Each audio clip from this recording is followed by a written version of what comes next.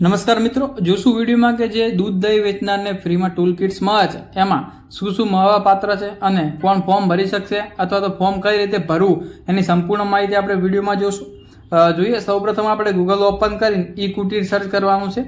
ઈ કુટીર search કરશો તમે એટલે અહીંયા તમને આ રીતેનું એક પહેલી વેબસાઇટ મળશે ઈ કુટીર, બરાબર. ત્યાં તમારે ક્લિક કરવાનું છે. આપણે ત્યાં ક્લિક કરશું અને એના ઓફિશિયલી પેજ પર આપણે પહોંચશું, બરાબર. તો અહીંયા હું ઈ કુટીર પર સર્ચ કરું છું અને અહીંયા જોઈ શકો છો તમે આ એકની એક વેબસાઇટ ઓપન થાય છે જ્યાં યુઝર આઈડી અને પાસવર્ડ માગે છે.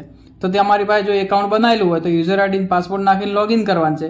જો નથી બનાવેલું તો નીચે જો તમને ઓપ્શન મળે છે કે ન્યૂ રજિસ્ટ્રેશનનું, ત્યાં અહીં ક્લિક કરો, જે લખેલું છે ક્લિક હિયર, ત્યાં ક્લિક કરી અહીંયા તમારે તમારું આધાર કાર્ડ પ્રમાણે નામ, આધાર કાર્ડ નંબર, તમારી જન્મ તારીખ, મોબાઈલ નંબર, ઈમેલ આઈડી અને પાસવર્ડ તમારે જે રાખવો હોય રાખી અને નોંધણી કરો પર ક્લિક કરવાનું છે, બરાબર.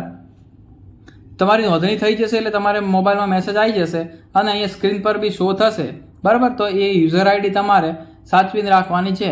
અહીંયા ત્યાર પછી અહીંયા એ યુઝર આઈડી અને તમારો પાસપોર્ટ જે તમે બનાવેલો છે એ પાસપોર્ટ અહીંયા નાખી અને લોગિન કરવાનું છે, બરાબર. એ રીતે તમે અહીંયા લોગિન કરી શકશો. તો અહીંયા આપણે યુઝર આઈડી પાસવર્ડ નાખી દઈએ છીએ. મારે ઓલરેડી આપણે રજિસ્ટ્રેશન કરેલું છે એટલા માટે અહીંયા આપણે યુઝર આઈડી પાસવર્ડ કેપ્ચા નાખી અને લોગિન પર ક્લિક કરીએ છીએ, બરાબર. ત્યાર પછી આ રીતેનો ઇન્ટરફેસ જોવા મળશે તમને. અહીંયા જો માનવ કલ્યાણ યોજના જે લખેલું છે આપણે જે સહાય છે ત્યાં ક્લિક કરશું. સૌપ્રથમ માનવ સમાજ કલ્યાણ યોજના, બરાબર. ત્યાં ક્લિક કરશો એટલે આ રીતનો પાછો ઇન્ટરફેસ ખોલશે જ્યાં યોજનાનું નામ, યોજનાની પાત્રતા અને અહીંયા જે માર્ગદર્શિકા છે એ સંપૂર્ણ તમે અહીં વાંચી શકો છો અને એની માહિતી મેળવી શકો છો, બરાબર. ત્યાર પછી એ વાંચી આપણે નીચે જોઈ શકો છો તમે ટૂલ કિટ્સ જે મળવા પાત્ર છે એના નામ આપેલા છે અને નીચે એક ઓકેનું બટન આપેલું છે, જોઈ શકો છો. ત્યાં આપણે ક્લિક કરવાની છે. તો અહીંયા ઓકે ઉપર ક્લિક કરશું આપણે.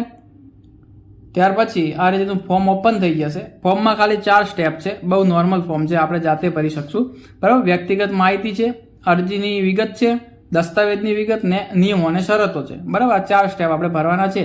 એમાંથી પહેલું સ્ટેપ તો આપણે રજીસ્ટ્રેશન કર્યું એટલે પહેલું સ્ટેપ ઓલરેડી ભરેલું જ હશે.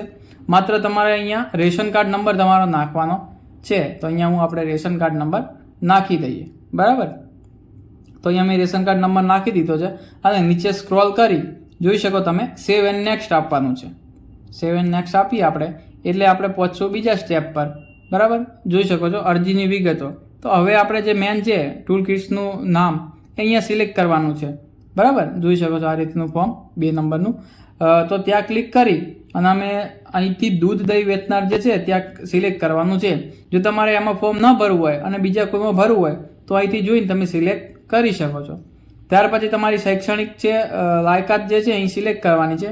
અહીંયા તમને ઓપ્શન મળી રહેશે, તમે જેટલા બી ભણેલા હો એ અહીંયા તમારે સિલેક્ટ કરવાનું છે. ફોર્મ પૂરું ગુજરાતીમાં જ છે તો એકદમ ઇઝીલી તમે આ જાતે ભરી શકશો.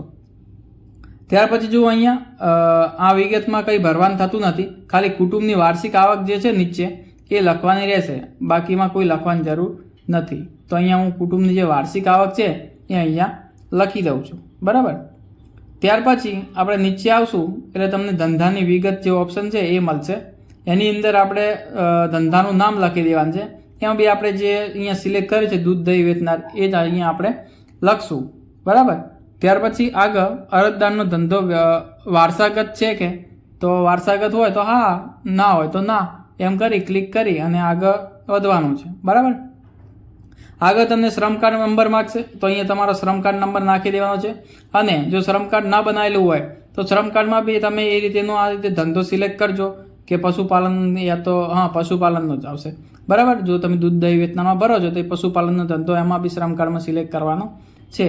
ત્યાર પછી અહીંયા જો અરજદારનો રેશન કાર્ડ નંબર જે મેમ્બર આઈડી હોય છે એ અહીંયા મેમ્બર આઈડી લખવાની છે. ત્યાર પછી તાલીમની જરૂર હોય હા તો હા, અહીંયા ના તો ના, એના ઉપર ક્લિક કરવાની છે. લોનની જરૂર હોય તો હા કરવાની છે, ના જરૂર હોય તો ના ઉપર ક્લિક કરવાની છે. બાકી તો જે જિલ્લાનું નામ ને તાલુકો જે હોય એ તમે અહીંયા લખી અને સેવ એન્ડ નેક્સ્ટ ઉપર ક્લિક કરવાનું છે. ત્યાર પછી ત્રીજું ઓપ્શન પર આવી જઈશું આપણે.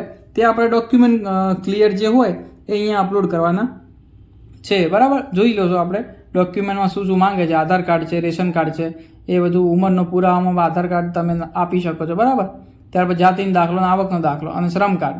તો અહીંયા ફટાફટ આપણે બધું અપલોડ કરી દઈએ છીએ બરાબર. છેલ્લે આપણું બાકી છે જે સેલ્ફ ડિક્લેરેશન ફોર્મ, એ કઈ રીતે ડાઉનલોડ કરવું આપણે જોઈએ અત્યારે. બરાબર, હું અત્યારે બીજા ડોક્યુમેન્ટ અપલોડ કરી દઉં છું. અને અહીંયા ઉપર જો તમને લખેલું છે સેલ્ફ ડિક્લેરેશન ફોર્મની પ્રિન્ટ આઉટ ડાઉનલોડ કરવા માટે જ્યાં ક્લિક કરશો ને તમે એટલે એક આ રીતનું પેજ ઓપન થઈ જશે ડાઉનલોડ થઈને. તો અહીંયા તમારે આની પ્રિન્ટ કઢાઈ અને પેનથી લખી દેવાનું છે તમારું નામ ને શહેરનું તાલુકો જિલ્લો ઉંમર ને બરાબર કેટલા વર્ષથી તમે આ કામ કરો છો એ બધું વિગત નાખી નીચે સહી કરી તારીખ લખી અને એનો ફોટો પાડવાનો છે. એ ફોટો પાડીને તમારે સેલ્ફ ડિક્લેરેશન જે ઓપ્શન આપેલું છે આપણે એમાં અપલોડ કરવાનું છે. બરાબર, તો અહીંયા હું આની પ્રિન્ટ કરીને લખી અને અહીંયા એક અપલોડ કરી દઉં છું જે લખેલું છે સેલ્ફ ડિક્લેરેશન ફોર્મ. બરાબર, તે અપલોડ કરી નાખ્યું છે. ત્યાર પછી અહીંયા સેવ નેક્સ્ટ આપવાનું છે. ફરી ત્યાં ક્લિક કરશો એટલે આપણે ચોથો સ્ટેપ પર પહોંચી જશું. બરાબર, તો અહીંયા નોર્મલી ખાલી જે નિયમો શરતો હોય એ વાંચી અને એ બોક્સમાં ટિક કરીને સેવ એન્ડ નેક્સ્ટ પાછું આપવાનું રહેશે. ત્યાં ક્લિક કરશો એટલે તમારી સામે એક આ રીતેનો અરજી નંબર શો થઈ જશે કે જે તમારી અરજી થઈ ગઈ છે એ રીતે. બરાબર, તો અહીંયા આપણે સેવ એન્ડ નેક્સ્ટ પર ક્લિક કરશું નિયમો શરતો વાંચીને. બરાબર, અને આપ જોઈ શકો છો આ રીતનું તમારી સામે ઇન્ટરફેસ આવશે. અહીંયા તમારું નામ અને તમારો અરજી નંબર બંને આવી જશે. અને નીચે જે લખેલું છે અરજીની પ્રિન્ટ કરો ત્યાં ક્લિક કરશો એટલે તમારી અરજીની પ્રિન્ટ તમારી સામે આવી જશે. બસ આ સિમ્પલ સ્ટેપ 4 સ્ટેપમાં તમારું ફોર્મ ભરાઈ જશે.